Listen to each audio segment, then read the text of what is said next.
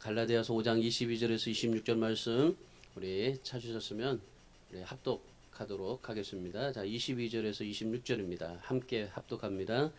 오직 성령의 열매는 사랑과 희락과 화평과 오래 참음과 자비와 양성과 충성과 온유와 절제니 이 같은 것을 금지할 법이 없느니라. 그리스도 예수의 사람들은 육체와 함께 그 정욕과 탐심을 십자가에 못 박았느니라. 만일 우리가 성령으로 살면 또한 성령으로 행할지니 헛된 영광을 구하여 서로 노엽게 하거나 서로 투기하지 말지니라. 아멘. 신문에 보니까 로또를 맞는 사람들의 그 후기를 소개를 했는데 여러 사람의 종류들이 참 많더라고요. 다 사람들이 로또가 한번 되기 위해서 애쓰고 그렇게 삶을 살아가는데 첫 번째 사람이 어떤 사람이었냐면요, 5년 만에 돈을 다 써버린 겁니다. 5년 만에 그 돈을 로또 당첨된 걸 다 써버리고 술 중독이 돼버린 거예요. 그러다 보니까 간염이 걸려서 요양병원에서 홀로 생을 마감을 했다고 합니다. 그리고 두 번째 사람은 어떤 사람이냐면 로또에 당첨이 되고 그 당첨된 금액을 거의 자선단체에 기부했던 겁니다. 참 대단한 거죠. 이 로또가 됐는데도 불구하고 그런데 그 돈을 자선단체에다 기부할 수 있다는 거, 참 이런 용기가 어디서 생길까요? 이분이 한 60세 된 사람인데 40년 동안 한 회사에서 일을 했습니다. 이 40년 동안 한 회사에서 일을 하다 보니까 뭐 걱정 없이 잘 살았던 겁니다. 그러다가 이제 로또가 당첨이 되었던 거죠. 4명의 자녀들 잘 키웠습니다. 로또를 맞고 난 뒤에 행복해야 되잖아요. 근데 얼마 후에 부인이 암으로 죽은 겁니다. 자식들에게 이제 줄 수 있을 것만 다 주고 그리고 나머지는 다 그 아내가 죽었던 그 암센터에다가 다 전부 다 기부를 해버렸던 겁니다. 여러분, 어떤 사람이 가치 있는 인생일까요? 우리가 정말 가치 있는 인생을 살기를 원하는데 우리가 진짜 가치 있는 인생을 살려면 어떤 삶을 살아야 될까요? 자신을 위해서 분별 없이 사용하다가 비참하게 요양병원에서 최후를 맞이한 사람일까요? 아니면 정말 그 암센터에다가 값진 일을 할 수 있는 사람일까요? 자신의 아내와 같은 사람이 생기지 않도록 잘 치료받을 수 있도록 그 암센터에다가 다 돈을 기부해 버렸던 겁니다. 여러분, 두 사람의 비극과 행복은 어디서 왔을까요? 어떤 외적인 조건에서 왔을까요? 그 로또라는 것에 당첨이 되어서 그 외적인 것에서 그들의 행복이 찾아왔을까요? 아니었습니다. 그들의 행복과 비극은 마음의 중심에 있었던 겁니다. 어떤 가치관을 가지고 있느냐에 따라서 인생의 가치가 달라졌던 겁니다. 여러분, 그래서 오늘 우리가 정말 이런 세상을 살아가면서 오늘 우리의 건강과 우리의 모든 문제의 근원은 우리의 마음에 있다는 사실을 우리가 좀 생각하셔야 됩니다. 그래서 우리의 마음이 얼마나 중요한가를 너무나 소중하게 느껴야 되는 거죠. 사실 여러분, 마음이 건강해야 인생이 건강해지는 겁니다. 마음이 평안해야 삶의 모든 것이 평안해지게 되는 것입니다. 우리의 마음이 불안하고 우리의 마음이 답답하면은 늘 우리의 마음 속에는 뭔가 막혀 있는 그런 것들이 있어요. 그래서 우리가 늘 마음 속에 정말 내 마음이 평안할 수 있도록 늘 내 마음의 문제를, 내 마음의 생각과 내 마음의 모든 것을 잘 다스리고 그 마음을 온전하게 해서 하나님이 주시는 축복을 누릴 수 있는 그런 삶을 살아야 될 줄 믿습니다. 성경에 보면요, 그 마음을 잘 다스렸던 사람과 잘 다스리지 못했던 사람의 그런 그 얘기가 나오는데, 열왕기하 5장 16절의 말씀에 보면은 나아만 장군이 문둥병 치료를 받았습니다. 치료받고 나서 이 나아만 장군이 엘리사에게 찾아가서 자신을 이제 치료해 줬다니까 엘리사에 가가지고 엄청난 예물을 그 엘리사에게 주었던 겁니다. 그러니까 이 나만이 자기 문둥병을 치료받으니까 뭐 전 재산을 주고도 뭐 전혀 정말 상관이 없이 감사함으로 기쁜 마음으로 엘리사에게 가서 엄청난 예물을 줬던 거예요. 그런데 이 엘리사가 그 예물을 사양했습니다. 그 예물을 사양하고 대신에 그 나아만에게 평안을 빌어줬어요. 그 평안을 빌어주고 난 뒤에 나아만을 그냥 돌려 보냈던 겁니다. 그리고 정말 받은 은혜를 가지고 가서 열심히 그 하나님을 전파하면서 삶을 살아라 그렇게 얘기를 하고 돌려 보내십니다. 여러분 엘리사가 왜 이 나아만을 그냥 엄청난 예물을 들고 왔는데 그냥 돌려 보냈을까요? 이유는 하나였습니다. 하나님이 고쳐주신 영광을 자기 자신이 가로챌 수가 없어서 그랬어요. 그래서 하나님께서 고쳐주셨는데 내가 그 영광을 가로챈다 아니기 때문에 그래서 예물을 거절한 겁니다. 그리고 하나님의 은혜는 은혜되기 위해서 거절했습니다. 하나님의 은혜로 삶을 살아가는 거지 내가 아무리 뭘 고쳐줬다고 해서 그것이 내 은혜가 되지 하나님의 은혜가 되지는 못한다. 그러면서 이 엘리사가 나아만에게 하나님의 은혜에 감사하고 그 하나님의 은혜가 은혜되기 위해서 하나님 앞에 믿음으로 삶을 살아가라 하시는 그러한 메시지였던 겁니다. 그런데 여러분 이것을 지켜봤던 그 종 엘리사의 종 게하시가 있었어요. 이 게하시는 엘리사의 행동이 못마땅했어요. 왜냐하면 그 당시에 기근이 심하게 왔던 겁니다. 기근이 와가지고 살기가 엄청나게 어렵습니다. 먹을 것이 없어서 들에 가서 풀을 뜯어먹고 국을 끓여 먹어야 할 정도였었습니다. 그러니까 지금 뭐 기근이 와서 엄청나게 지금 굶어가는 사람들, 특별히 지금 그 엘리사는 그 선지생도를 지금 가르치고 있어요. 요즘으로 말하면 신학교를 운영하고 있었던 겁니다. 그런데 그 신학교를 운영하니까 선지생도들이 얼마나 많았겠습니까?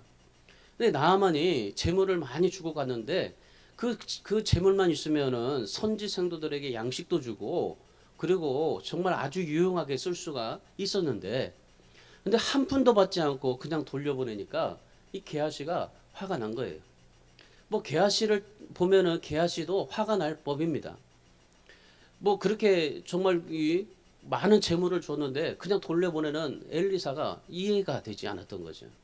그래서 어떻게 했냐면요, 이 게하시가 나아만의 뒤를 쫓아갔습니다. 나아만의 뒤를 쫓아가가지고 엘리사의 부탁이라고 하면서 재물을 조금만 달라고 했던 겁니다. 그러니까 이 나아만이 2달란트와 2벌의 옷을 줬어요. 그리고 그것을 가지고 이제 게하시가 돌아오게 됐던 겁니다. 근데 여러분 이 게하시 사람을 보면은 엘리사는 온전히 모든 가치를 하나님 앞에 둬요. 하나님 중심에다 둬요. 그리고 하나님의 영광을 가로채지도 않고 하나님의 은혜는 은혜되게 해서 그렇게 삶을 살합니다. 그러니까 이 엘리사는 오직 모든 인생의 가치가 하나님께 둬요. 근데 이 게하시는 어디다가 둡니까? 이 게하시가 어떤 사람입니까? 엘리사의 수제자입니다. 엘리사 밑에서 수년 동안 훈련을 받았습니다. 말씀도 수없이 들었습니다. 그리고 정말 제자 훈련을 잘 마쳤던 사람입니다. 무엇보다도 하나님의 기적을 얼마나 많이 체험했는지 모릅니다. 엘리사 옆에서 이 게하시는 하나님의 그 능력과 하나님의 정말 하나님이 하시는 놀라운 그런 기적들을 체험받았어요. 수냄 여인의 죽은 아들을 살려준 것도 보았죠. 국에 독이 들어가서 그 국을 해독시키는 그런 기적도 보았습니다. 보리떡 20개로 100명을 먹이게 되는 사건을 보았습니다. 심지어 오늘 이 문둥병 나아만을 깨끗하게 치료하는 것도 봤습니다. 지금까지 이 게하시는 정말 하나님의 엄청난 것들을 봤습니다. 그야말로 엘리사를 통해서 기적을 일으키시는 능력을 베푸시는 그런 하나님의 그 놀라우신 그런 권세를 이 게하시는 너무나 잘 봤습니다. 여러분 이 정도라면 어떤 수준일까요? 이 정도라면 영적으로 어떤 수준일까요? 영적으로 정말 높은 수준일 겁니다. 말씀 훈련도 그렇게 많이 받았어요.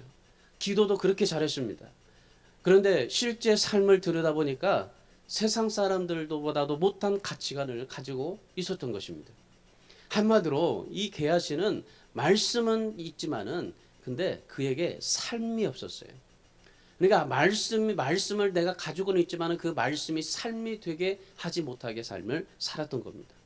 한마디로 게하시는 하나님이 자신의 최대의 가치관이 아니라 재물이 그에게 최대의 가치관이 되었던 겁니다. 하나님을 섬긴다고 말을 합니다. 그러나 그가 다스려갔던 것은 그런 하나님의 능력과 하나님의 권세가 아니라 재물이었던 거예요. 여러분 하나님께서 정말 그 선지생도들을 가르칠 때 하나님께서 주시고자 하신다면은 뭐 안 줄 게 뭐가 있겠습니까? 그 나아만이 재물을 주어서 다시 돌려줬다고 해서 그러면 하나님 앞에 기도하고 하나님 앞에 영광을 구하면 하나님께서 다시 주시지 않겠습니까? 지금까지 그런 체험을 했기 때문에. 그런데 이 게하시는 그러지 못했어요. 말씀에 적용하지 못하고 육체의 소욕을 따라서 살게 됐던 겁니다.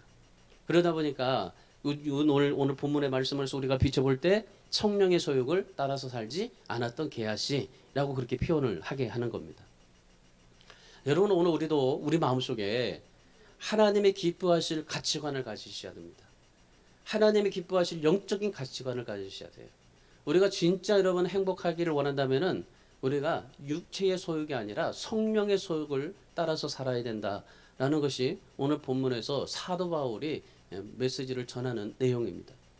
오늘 여러분 우리가 이 말씀을 통해서 성령의 소욕을 우리가 따르고 육체의 소욕을 따르지 않고 성령의 소욕을 따라서 인생을 행복하게 삶을 살아갈 수 있으려면 어떻게 해야 될까? 오늘 본문에서 사도 바울이 몇 가지를 제시합니다.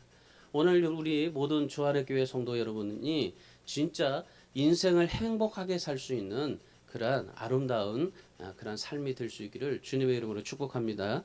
오늘 갈라디아서 5장의 말씀입니다. 갈라디아서 5장은 믿음으로 말미암아 주님 앞에 의롭다함을 받은 그리스도인들이 어떻게 삶을 살아야 될 것인가라는 것에 대한 물음입니다. 그에 대한 대답으로 사도 바울이 두 가지를 말씀을 합니다.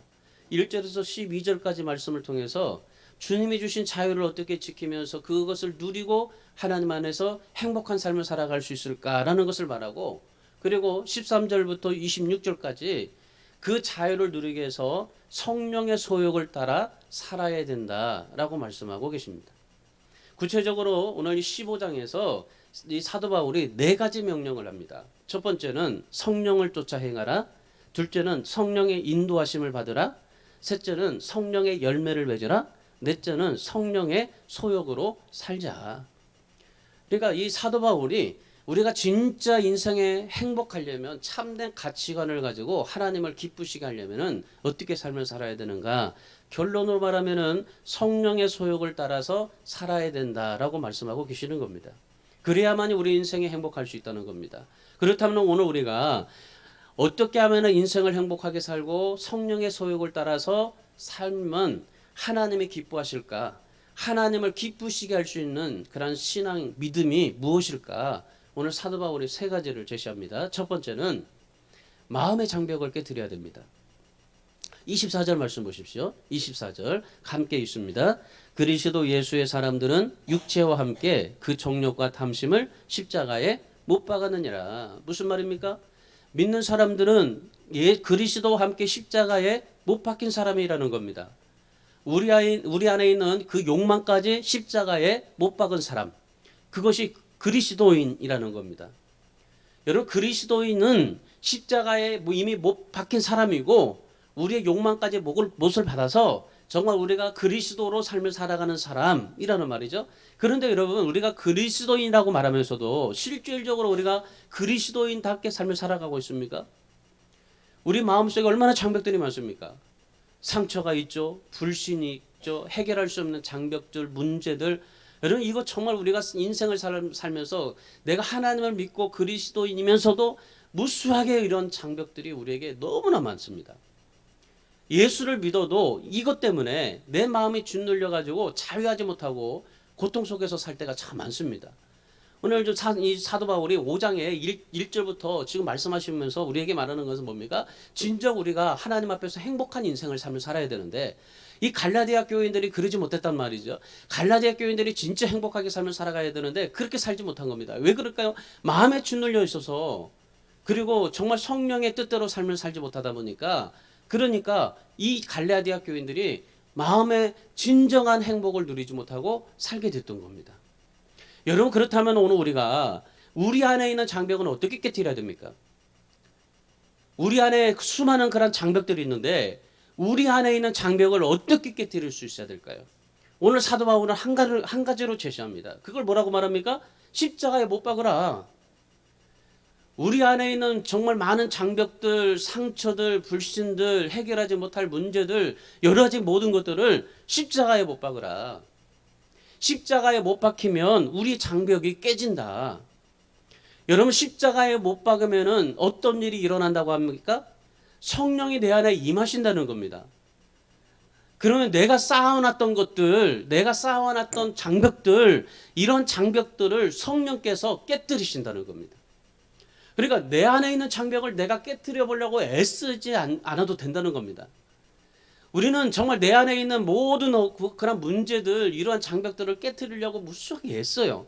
그런데 내가 애쓸 필요가 없다는 겁니다. 나는 다만 십자가에 못 박으면, 그러면 성령께서 내 안에 오셔서 내 안에 있는 모든 장벽을 깨뜨리신다라는 것입니다. 여러분, 그래서 예수님의 십자가 사건은 단순한 사건이 아닙니다. 예수님의 십자가 사건은 우리의 모든 죄를 다 처리해 주셨을 뿐만 아니라 우리가 가지고 있는 이 현실적인 이 고통들, 이 장벽들, 이런 문제들, 이 모든 것까지도 다 처리하시게 되는 겁니다. 그러니까 우리가 이 예수 그리스도의 십자가를 얼마나 내가 정말 하나님 앞에서 내 십자가를 가지고 십자가에 내 모든 것을 못 박느냐, 이거에 따라서 우리가 달라지게 되는 겁니다. 미국에서 어떤 어머니가 자식 5명을 죽인 일이 있었습니다. 세상에 뭐 자기 자식을 5명을 낳았는데 그 자식 5명을 죽일 수 있는 어머니가 어디 있겠어요? 남편을 출근시켰습니다. 욕죄물을 담가 놓고 2살짜리, 3살짜리, 5살짜리, 7살짜리, 심지어 생후 6개월짜리 아이를 차례대로 다 이 욕조에다 물속에다 집어넣고 죽여버렸어요. 그리고 나서 내가 아이들을 죽였다고 경찰에다 신고한 겁니다. 이 어머니가 그렇게 악한 일을 저지른 것이 뭐 때문인가 조사해봤더니 산후 우울증 때문이었어요. 미국 사회에서는 산후 우울증이 약 10%가 있다고 그래요. 그래서 이런 일들이 번번이 일어난다고 합니다. 우리나라에서도 이 산후 그 우울증 때문에 그런 여러 가지 많은 어려움을 당하는 분들도 사실은 있어요. 요즘은 애 낳는 게 문제가 아니고 애를 낳고 나서 산후 그 조리를 못하면은 우울증이 생기게 되는 것이 더 무서운 거예요. 이 어머니가 성격 장애가 아니었었어요. 자기 자신에 있는 마음 때문이었었어요. 이 산후 우울증에 걸리면은 심각한 무기력증이 온답니다. 그리고 현실의 판단력을 잃어버리고, 그래서 자식을 죽여놓고도 그것이 무엇인지 전혀 알지를 못한다고 합니다. 그러니까 이 어머니가 그 자식들을 그 산후 우울증에 와가지고 그 자식들을 죽여놓고도 아무 그런 이 느낌이 없던 거예요. 그러고 나서 태연하게 경찰에다가 신고해서 자식을 죽였다고 하고, 이런 이 산후 우울증이 그 어머니에게 그런 이 장벽이 되어서 그 어머니가 이런 일들을 저지르게 됐던 겁니다. 여러분, 그래서 잠언 4장 23절에서 뭐라고 말합니까? 무릇 지킬 만한 것보다 더욱 내 마음을 지키라고 하잖아요. 생명의 근원이 이에서 난다 말씀하고 계십니다. 여러분, 우리의 마음이 무너지면 우리의 인생이 무너질 수 있다는 것을 우리가 좀 아시라는 거죠. 이 여인이 자기 마음이 무너지니까 자기 인생이 무너져 버렸어요. 우리의 마음이 건강하려면은 우리의 마음의 장벽을 깨뜨리셔야 돼요. 방법은 한 가지입니다. 우리의 육체의 소욕을 십자가에 못 박는 겁니다. 내 자신의 정말 육신적인 그런 소욕들을 다 십자가에 못 박는 겁니다. 여러분, 못 박는다고 한 번만 못 박으면 될까요? 아닙니다. 육체의 소욕은 한 번, 두 번 십자가에 못 박는다고 여러분 죽어집니까? 완전히 죽어지지 않습니다.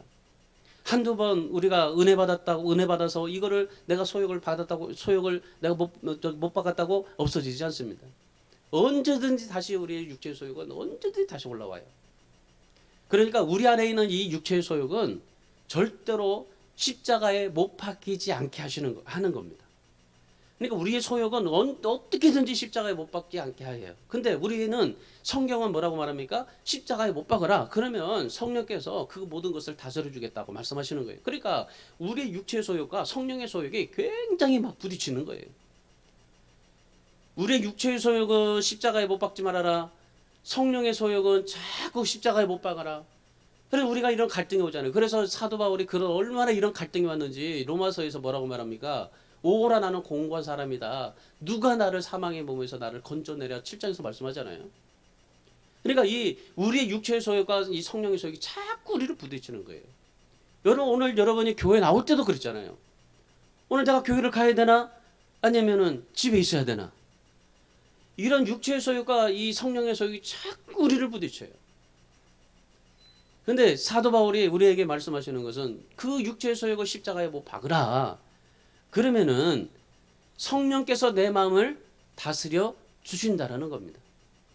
내 마음을 다스려 주기 때문에 내 마음에 평안이 오고 행복이 찾아오고 내 안에 하나님의 은혜가 넘치게 된다라는 것입니다.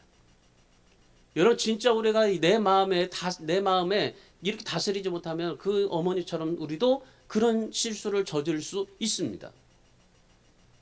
그러니까 우리가 내 마음을 다스리려면 내 마음을 다스리려고 애쓰지 마시고 내 소욕을 십자가에 못 박으면 성령께서 내 마음 다스리시고 그리고 그 성령께서 우리를 통해서 놀랍게 우리 안에 행복의 이 바이러스를 우리에게 퍼뜨려 주게 되는 거예요. 여러분 우리 안에 있는 소욕은 말이죠. 절대로 십자가에 못 박히지 않게 하지만은 이 육체의 소욕은 채워주지 않으면요. 엄청난 횡포를 부립니다. 마음의 장벽에 대해서 고통스럽게 만들어요. 예를 들어서 딱 한 가지. 배고팠는데 밥 안 먹어보세요. 미치게 할 겁니다. 우리의 육체의 소욕이 내가 정말 그 육체의 소욕을 내 안에서 자꾸 채워주지 못하면은 우리 안에서 이 육체의 소욕가 엄청난 횡포를 부려요. 그런데 십자가에 못 박으면 성령께서 그 횡포들을 다 물리치신다는 겁니다. 그리고 육체의 소욕을 죽으면은 성령께서 우리의 마음을 새롭게 하시고 그래서 우리의 새로운 삶이 시작이 되고 삶의 변화가 일어나게 된다라는 것입니다. 그런 여러분 우리가 이 육체의 소욕을 십자가에 못 박기만 하게 하면 되는데 이게 참 어렵다는 거죠. 근데 여러분 정말 우리가 하나님 앞에 하나님이 기뻐하시고 내가 정말 그리스도인이 되었다라고 믿어진다면 아까 게하시처럼 하나님을 믿지만은 그런 하나님의 능력 속에서 살지 못했던 이 게하시처럼 아니라 정말 이 엘리사처럼 오직 하나님 앞에 내 자신의 소욕을 못 박으면 하나님께로 영광이 되고 하나님의 은혜를 보게 되고 하나님의 영광을 가로채지 않게 된다는 겁니다. 그래서 오늘 우리 주안의 교회 모든 성도님들이 하나님이 기뻐하시는 삶을 살고 정말 여러분이 인생이 행복하게 마음의 평안함을 누리면서 살아갈 수 있는 우리 모든 성도들이 되기를 주님의 이름으로 축원합니다. 두 번째는 성령과 동행하는 삶을 살아야 됩니다. 성령과 동행하는 삶. 자, 25절 말씀 보십시오. 25절 함께 읽겠습니다. 만일 우리가 성령으로 살면 또한 성령으로 행할지니라고 말합니다. 여기서 만일 성령으로 살면이라고 그래요. 만일 성령으로 살면. 자, 우리가 만일 성령으로 살면 만일 그런데 이 만일이라는 말이 우리가 이 한글 번역에서 우리가 좀 이렇게 번역을 했는데 히브리 원어에 보면은 너희가 성령으로 살게 되었기 때문이라고 그래요. 만일이라는 게 없어요. 만일이 아니라 성령으로 살게 되었기 때문. 그러니까 이미 우리가 성령으로 살게 되었다라는 거죠. 근데 우리는 만일 성령으로 살면이라고 하는데 그 언어와 좀 달라요. 만일 우리가 성령으로 살게 되었기 때문에라고 적용한다면은 우리가 성령으로 산다는 것은 무엇입니까? 만일이 아니라 현실이라는 겁니다. 현실.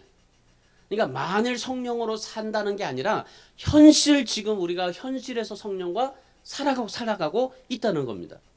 그러니까 성령과 함께 지금 살고 있다는 거죠. 성령으로 지금 여기서 성령 안에서 행하면서 살아야 한다라는 겁니다. 그러니까 이 말은 무슨 말이냐면 내가 어디서든지 지금 오늘 내일 모레 계속 지금 성령 안에서 행하면서 삶을 살아야 된다. 그렇다면 성령 안에서 행한다는 말이 뭘까요? 성령 안에서 지금 행하고 살아야 된다는데 그러면 지금 성령 안에서 행한다는 말. 그 말은요. 성령과 함께 걸어가야 된다는 의미입니다. 성령과 함께 걸어가야 된다.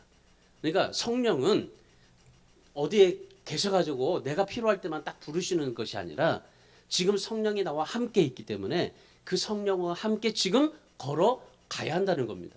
오늘 우리가 예배를 드리고 있지만은 오늘 예배 가운데 지금 누가 함께 하고 있다는 겁니까? 성령이 함께 하고 있다는 겁니다. 지금 우리 천사들이 함께 여러분의 천사들이 함께 지금 예배하고 있을 겁니다. 여러분 그렇다고 생각한다면은 그러면 내가 지금 하나님 앞에 성령으로 행한다는 것은 지금 성령과 함께 걸어간다, 동행한다라는 겁니다. 그리스도인은 자기가 원하든지 안 하든지 어떤지 간에 성령과 동행해야 하는 사람들입니다. 마치요 이 그 운동회 때 보면은 2인 삼각 경기 아시죠? 2인 삼각 경기처럼 걸어가는 겁니다. 서로 박자가 잘 맞추면 빨리 목표를 향해서 달려갈 수 있습니다. 장애물도 쉽게 통과할 수 있습니다. 서로 호흡이 맞지 않으면 어떻게 됩니까? 아무것도 할 수 없어요. 그래서 25절에서 성령으로 행하라 하는 말씀을 하시는 겁니다.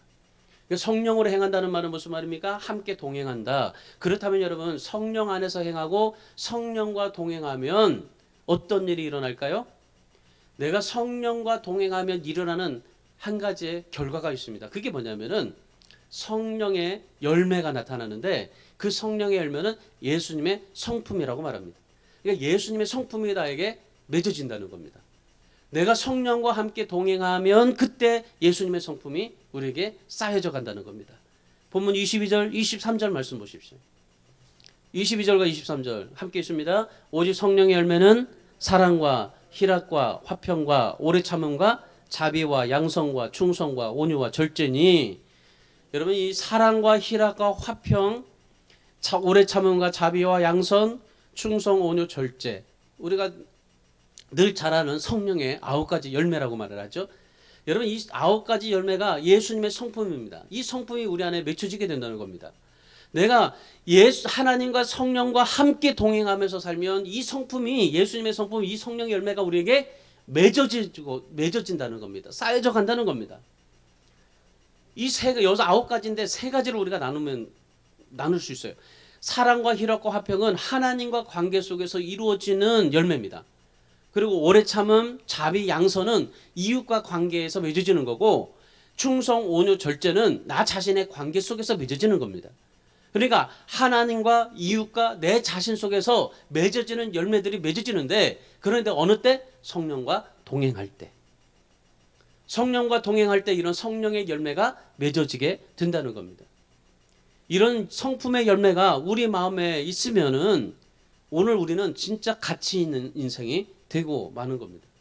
그런데 우리 현실 속에서 이런 성령의 열매가 나타나지 않을 때 그건 뭡니까? 그 이유가 무엇입니까? 성령과 동행하지 않았기 때문입니다. 지금 성령은 여러분에게 있습니다. 여러분에게 늘 함께 합니다. 그런데 여러분이 성령을 띠띠어놓고 다니는 겁니다. 그러나 이제부터는 여러분이 늘 의식하는 겁니다. 성령이 나와 함께 지금 가고 있구나. 2인 삼각으로 나와 함께 있구나. 성령이 내 삶에 내 모든 것에 함께 있구나. 그래서 성령을 통해서 내 인생에 정말 모든 것들이 이루어지고 있구나. 그걸 생각하시면 그러면 내가 나 혼자 살아가는 것이 아니라 성령과 함께 동행하면서 살아갈 수 있게 되는 겁니다. 그러다 보면 우리의 인생이 어떻게 될까요? 늘 성령이 나와 함께 있어서 성령과 함께 동행하면서 삶을 살아가다면 우리의 인생이 어떻게 될까요? 우리 삶이 변화되지 않겠습니까? 우리가 어떤 악조건 속에서도 찬송하게 되고 감사할 수 있게 되지 않겠습니까? 지금 내 안에 성령이 있고 지금 성령과 함께 2인 삼각을 하고 지금 함께 걸어가고 있는데 그러면 성령을 통해서 내 안에 어떤 역사가 일어납니까? 정말 감사할 수 없음에도 감사가 되고 정말 어려운 환경 속에서 기적이 일어나고 우리의 삶 속에 놀라운 하나님의 은혜의 역사가 일어나게 될 줄 믿습니다. 어떤 목사님이 건강에 이상이 생겨서 병원에 갔어요. 의사가 그런 말을 했습니다. 목사님 오래 사시려면은 지금 목회를 그만두고 집에서 편히 쉬셔야 됩니다. 그러자 목사님이 그 의사에게 말을 했어요. 그럼 선생님 집에서 쉬면 얼마나 살 수 있습니까? 물어봤어요. 그랬더니 한 6년은 더 살 수 있습니다. 그러면 목회하다가 살면 얼마나 더 살 수 있습니까? 물어봤어요. 그랬더니 기껏해야 3년도 못 삽니다. 이렇게 얘기한 겁니다. 그러니까 3년을 살아냐 6년을 사느냐죠. 근데 이 목사님이 그렇게 얘기를 했던 겁니다. 선생님 저는 집에서 6년을 사느니 목회하다가 3년에 죽을랍니다. 그렇게 얘기했어요. 그러고 나서 어떻게 됐을까요? 이 목사님이 성령과 동행하면서 삶을 살았어요. 그러다가 12년을 더 사시고 천국에 가셨습니다. 여러분 우리가 정말 하나님 앞에 어떠한 목적을 어떠한 가치를 가지고 삶을 살아야 될까요? 아마 모든 사람들이 다 그럴 겁니다. 더 살기 위해서 다 정말 모든 것을 다 내려놓고 집에서 편안하게 아마 살아서 6년 동안 아마 살 수 있을 겁니다. 그런데 이 목사님은 집에서 6년 동안 감옥처럼 사느니 3년 동안 잘 그냥 행복하게 살다가 그냥 죽겠다고 그렇게 생각했더니 그것이 12년이 걸렸어요. 여러분 성령과 동행한다고 해서 다 같은 게 아닙니다. 어떤 사람은 늘 광야에서 맴도는 사람이 있어요. 성령과 함께 살아도 늘 광야 같은 삶을 살아가는 사람이 있어요. 어떤 사람은 홍해가 갈라지고 어떤 사람은 하늘에서 불이 떨어지는 그러한 기적을 체험받고 어떤 사람은 정말 죽은 자가 다시 살아나게 되는 역사를 보게 되고 여러분 그 이유가 어디 있습니까? 나 자신을 십자가에 못 박고 성령께 온전히 복종시켰을 때 그런 겁니다. 그러면 성령께서 우리에게 함께 하사 그 믿음에 상응하는 축복과 능력을 우리에게 부어주시기 때문입니다. 많은 그리스도인들이 승리하고 행복한 삶을 살지 못하는 이유가 뭔지 아십니까? 성령을 무시하고 자기 기질대로 살기 때문에 그래요. 우리의 소욕은 언제든지 일어난다고 했잖아요. 소욕이 우리 육체의 소욕을 채우지 않으면 우리에게 정말 막 반응을 한다고 그랬잖아요. 그러니까 우리가 이 성령을 무시하고 내 기질대로 행하며 살면 우리가 진정 행복하고 승리할 수 있다라고 하지만은 결론은 그렇게 못합니다. 성령을 거스리면서 살면 아무리 뛰어도요 제자리인 것입니다. 여러분 우리가 생각해 볼 때 정말 열심히 뛰고 열심히 달려갔어요. 근데 늘 제자리예요. 에베소서 4장 30절에서 뭐라고 말씀하십니까? 하나님의 성령을 근심하게 하지 말라. 그 안에서 너희가 구원의 날까지 인치심을 받았느니라 말씀합니다. 여러분 우리는 성령의 인치심, 인도하심을 거절하면 안 돼요. 지금 우리에게 성령이 함께하고 있어요. 여러분에게 함께하고 있습니다. 저에게도 함께하고 있고 늘 저도 성령과 함께 동행하려고 무지 애씁니다. 그리고 늘 정말 그 하나님이 보내주신 천사들 늘 정말 그 함께 동행하면서 같이 함께 정말 하나님의 영광을 위해서 살아보려고 애씁니다. 여러분 그러나 중요한 것은 우리가 성령의 인도하심을 거절하지 않고 성령을 근심하지 않게 하고 어떻게 하든지 우리 소욕을 십자가에 못 박고 그리고 성령의 안에서 정말 성령 안에서 성령과 동행하면서 삶을 살아가는 그러한 삶을 살아가려고 애씁니다. 여러분도 정말 성령과 동행하면서 삶을 사시기를 축원합니다. 내 안에서 나를 인도하시기를 원하시는 성령님의 인도하심에 순종하면서 살아가기를 축원합니다. 성령 안에서 사니까 아까 목사님이 어떠셨어요? 3년밖에 못 사는 인생이 12년을 더 살지 않았습니까? 그 12년 동안 얼마나 행복했겠습니까? 죽을 수밖에 없는 인생이었는데 그런데 12년을 연장시켜 주니까 얼마나 행복했겠어요. 그래서 오늘 여러분의 시간, 여러분의 삶 성령님과 함께 하시기를 바랍니다. 성령께 복종하시고 그리고 성령과 함께 동행하면서 하나님이 주시는 놀라운 은혜 안에서 살아갈 수 있기를 주님의 이름으로 축원합니다. 마지막 세 번째는 자기 중심적인 삶을 청산해야 됩니다. 자기 중심적. 오늘 보면 26절 말씀 보십시오. 자, 함께 있습니다. 헛된 영광을 구하여 서로 노엽게 하거나 서로 투기하지 말지니라. 헛된 영광을 구하지 말라 합니다. 성령의 소욕대로 살려고 한다면은 헛된 영광을 구하지 말라는 겁니다. 우리는 늘 헛된 영광을 구하면서 살아갈 때가 많습니다. 그러나 헛된 영광을 구하지 말아라. 이 말은 무슨 말입니까? 자기 중심적인 삶을 살지 말아라. 자기 중심적인 삶을 청산해라. 여기서 헛된 영광이라고 하는 것은요, 세상 영광을 말합니다. 세상 영광이 뭡니까? 세상 영광이라고 하는 것은 잘난 체하고 인정받고 칭찬받으려고 하는 겁니다. 그리고 노엽게 한다고 하는데 이 말은 나보다도 더 잘난 사람이 있으면 공격하는 것을 말합니다. 그리고 투기한다고 말하죠. 이 투기한다는 말은 자기가 최고가 되어야 된다는 겁니다. 최고가 되지 못하기 때문에 마음이 좋지 않다는 겁니다. 이것들이 헛된 영광이라고 말합니다. 우리 제가 언제 한번 이 예화를 한번 들은 적이 있는데 아마 들은 분이 아마 있을 겁니다.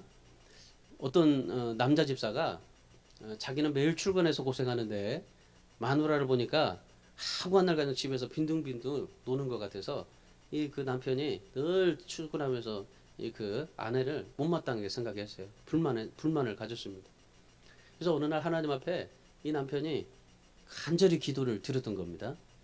하나님, 저를 매일 출근해서 스트레스를 받아가면서 일하는데 아내는 저 집에서 빈둥빈둥 놀고 있습니다. 단 하루만 집사람과 저의 몸을 바꿔줘서 좀 경험하게 해주십시오. 그렇게 기도를 했다는 겁니다. 그래서 하나님께서 응답해 주셔서 다음날 몸이 바뀐 거예요. 그래서 여자로 바뀌어진 남자가 아침에 일어나자마자 밥을 주십니다. 남편을 출근시켰습니다. 애들을 깨워가지고 밥 안 먹는 거 그냥 억지로 밥을 먹여가지고 이것저것 다 학교 이제 숙제 같은 거 다 챙겨주고 이제 학교에 보냈습니다. 그러고 나니까 이제 빨래를 해야 되잖아요. 빨래를 다 모아가지고 세탁기를 돌렸습니다. 강아지에 밥을 주고 또 이제 방마다 돌아가면서 온갖 청소를 다 하고 공과금을 이제 모아가지고 은행에서 이제 다 또 일을 보고 돌아오는 길에 마트를 들려서 장을 봤습니다. 그러니까 벌써 오후 4시가 되더랍니다. 학교에서 돌아온 아이들이 간식을 먹여주고 그리고 학원을 보냈습니다. 그리고 난 뒤에 아이들 먹은 거 또 설거지를 하고 또 쓰레기를 버리고 그리고 빨래를 겠습니다.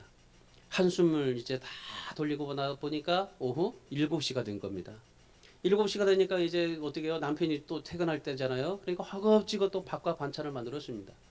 남편 저녁 식사를 챙겨줬습니다. 그러고 나서 그것도 다 먹고 나서 그 다음에 설거지를 했어요. 그리고 이제 다 이제 애들이나 모든 걸 다 어지럽혀 놓은 거 집안 청소하고 나니까 밤 10시가 되더랍니다. 아내로서 할 일을 다 했다고 생각을 했습니다. 그리고 나서 잠깐 드라마 TV를 틀었습니다. TV 드라마를 쫙 보고 있는데 남편이 오징어를 또 구워달라고 그래가지고 또 오징어를 구워주고 나니까 이제 그 드라마 한 편 보고 잠을 잤습니다. 그러고 나서 아침에 눈을 떴습니다. 이게 여러분의 일상이죠. 우리 여자분들의 일상이에요. 근데 이거를 남자분들은 잘 모른다라는 겁니다. 그냥 빈둥빈둥 노는 것 같이 생각이 든다는 겁니다. 아침에 이제 이 남자가 그 여자로 바뀌어서 이제 하루 경험했잖아요. 그러고 나서 아침에 이제 깨어났습니다. 그런데 이 남자분이 아침에 일어났는데도 여전히 여자의 몸으로 있는 겁니다. 그래가지고 그 여자의 몸으로 있으니까 그냥 침대 앞에서 무릎을 꿇고 그 기도를 했다는 겁니다. 하나님, 제가 잘못했습니다. 제가 진짜 헛된 영광을 꾸고 있습니다. 이제 저도요 이 남편으로서 역할을 충실하게 감당하면서 살고 또 아내에게도 정말 모든 것을 좀 도와주면서 같이 협력해서 살겠습니다. 그러니 다시 남자로 돌아가게 해주십시오. 그렇게 기도를 했습니다. 그럴 때 하나님께서 대답하셨습니다. 야, 정말 어제도 진짜 고생 많았지? 진짜 한번 몸이 바뀌어져서 생활하다 보니까 정말 힘들었지? 근데 어쩌냐? 안타깝게도 너가 어젯밤에 임신을 해서 남자로 돌아갈 수가 없게 됐어. 10달 후에 돌려줄게. 그렇게 얘기를 했답니다. 여러분, 우스갯소리는 좀 얘기하지만은 우리가 헛된 영광을 구할 때 어떤 결과가 주어지게 되는가에 대한 그런 예화였었습니다. 여러분, 오늘 말씀에서도 마찬가지입니다. 우리가 헛된 영광을 구하게 되면 어떤 결과가 주어지게 됩니까?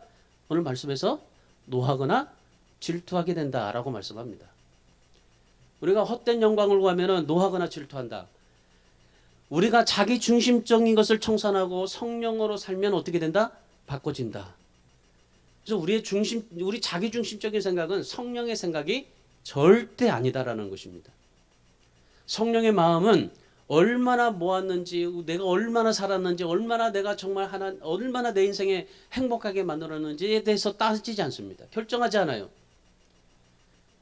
성령의 마음은 얼마나 다른 사람에게 나누고 축복해 줬는지, 얼마나 나를 생각하지 않고 다른 사람을 위해서 헌신했는지, 그걸 성령의 마음으로 결정하시는 겁니다.